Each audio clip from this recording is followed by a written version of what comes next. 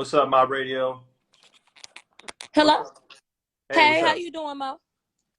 I'm good. Who's this? This Millie. What's up, Millie? Is your This is video my gonna other work, or we page. just that's cool. All right, Hmm? all right. So what'd you think of the interview? I thought that interview was a crock of bullshit from start to finish. I feel like it was a desperate plea to get the court of public opinion on her side, one last ditch effort. I felt like a lot of the different things were contrived, and I feel like an omission of the facts is a lie. Why are we not hearing anything about the witness who allegedly saw her getting into a physical altercation with Kelsey? That's very important. Why do we hear nothing about anything that has to do with some type of strife with Kelsey? Does Tori really even have a motive? I Facts. mean, if the situation is the way that it looked to me in those transcripts, if it's that Kelsey may have been upset that you were sleeping with him behind her back, could it be that when she attacked you, you grabbed the weapon? You did have people move things from one vehicle to another. How we don't know that the gun wasn't in EJ's car and then Oh, transferred? We don't know that. whose gun was it? Do we know whose gun it actually We was? really don't know whose gun it was. We Well, look, I don't. want, I want You to just reiterate something you said there, which is 100% right. And look, I mean, I don't think it really speaks to the truth or the falsity. That wasn't like a real interview. That was a PR piece that her management set up with that person, Gail, who asked no real questions. So you're right about that. But I mean, can we really blame her? It's her PR move. She got a new single coming out. That's what she chose. no. I just think the people have to be more aware of the way that things are happening and the way that things are being laid out and the things that are being said. I don't feel like anybody who feels like the evidence is going to speak for itself needs to be reaching out to people to give, interviews and doing talks. What did you think about the text message? There's apparently a text message from the friend to the bodyguard saying, "Help, Tori shot me." That text message was very interesting to me because they kept the date. I know a lot of people said this was a dramatization, but they kept the original date, which was July 12th, and the timestamp said about 7:27 or something like that. Now I we don't know that the know. shooting took place at about 4:30 in the morning. I don't know if that was Eastern time or Central time or what. We don't. And that's what I would like to know. That's my question. What time did that message come through? Because for someone who's supposed to be living in California, which is a security guard, Megan's security that the message went to, why would he be in a different time zone? If everybody's in the same location, why wouldn't the timestamp be the same? So if that's the case, why are you texting him what seems like hours later, asking him for any type of help? And then there was a point where Megan said her phone had died, but we know in the transcripts that she contacted management. Okay, was your phone dead by the time you got to the hospital? Kelsey came to the hospital. Did you get Kelsey's phone and send a text? We don't know. So let me ask you a question. You've been following the case pretty closely. Are you saying that when Meg says that he shot at me 4 times, are we saying that she's making that up, like just like bald faced looking at the camera and just lying? Megan admitted to drinking that day. Megan admitted she had been there all day. I think that it's important to note that maybe we can get some things misconstrued when we're under the influence. Maybe she Yep. does not remember all the details, a particular type of when she tried to fill in those holes. Um, did she get hurt? Yes, she did. How did she get hurt? That is the question. I don't have any qualms about did a gun go off and did that affect Megan? Yes, absolutely it did, I believe. But like I said, on the other hand, how did you get there? And I think that's what's essential because she's accusing, somebody of shooting her. And when I think about it, her whole brand is built on the cornerstone of, being for women and being for young women and being a good friend and me and my bestie and this and that.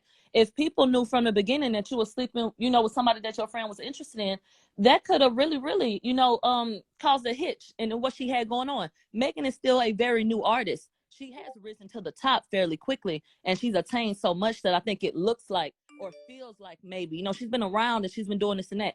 It's been like that, so that's something that I feel like could have really affected her career.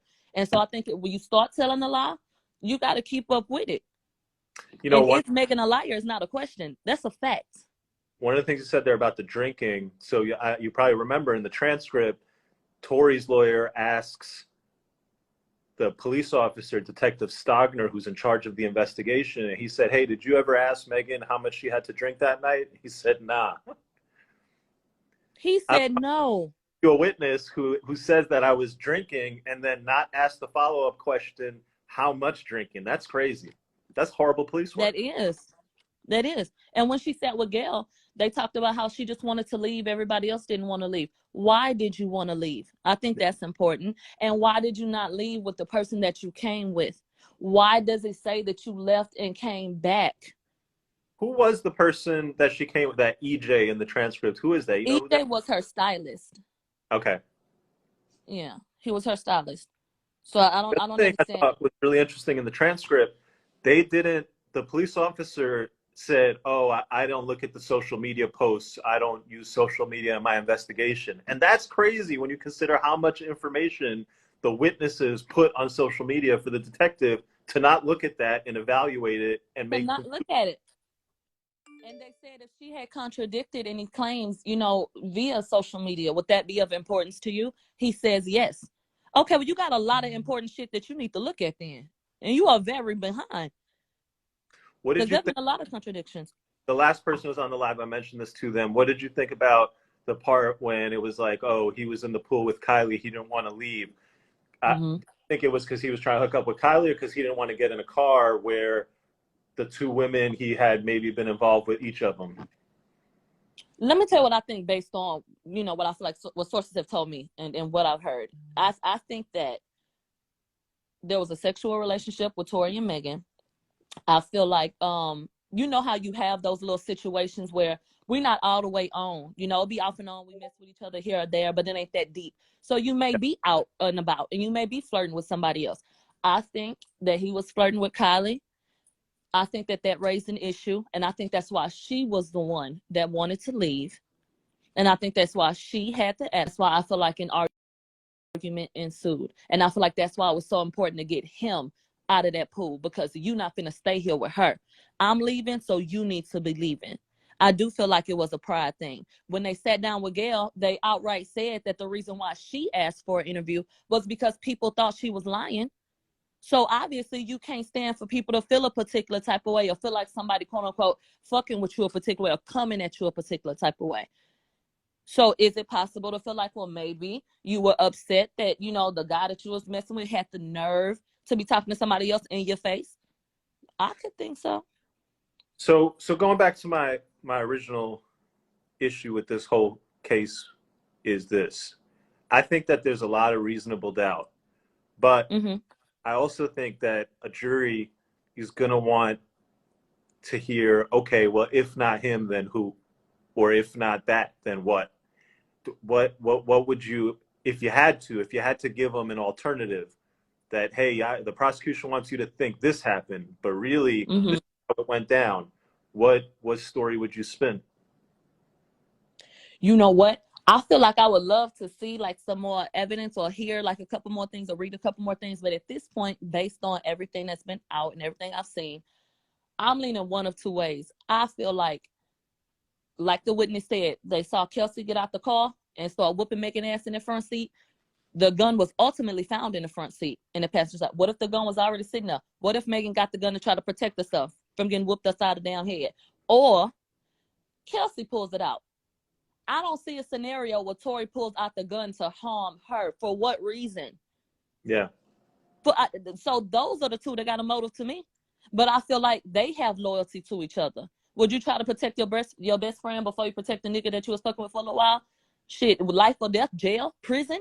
If somebody got to go down, I'm going to throw the nigga under the bus. Yo, I'll tell you one thing. The idea that this eyewitness said that he saw the woman in the back, right, out the back, and come to the front and then start beating on the woman in the front. And then the fact that they did a whole interview, which is supposed to be Meg Thee Stallion addressing on TV, and then to not ask that, hey, this witness says that the person came and said, how do you not talk? That's crazy. They did a whole interview and they didn't talk about that at all. How do you not talk about it? Right. And she emphasizes, I didn't put my hands on anybody. Okay, is that you telling somebody to put their hands on you? Like, I just feel like it'd be real coded, and she's very particular about, you know, how she says certain things. And, you know, I didn't even raise my voice. Well, why the hell the transcript say that's why the witness woke up? Y'all loud asses woken them people up. That's how he saw y'all. Yeah, man, this is going to be a crazy trial. Millie, this is great talking to you. We got to do this. So we got like 1,100 people in here. Hell yeah, because the mob supports. All right, so bet every time something new drops in this case, we're gonna jump on the live. No problem. All Thank right, you man. so much.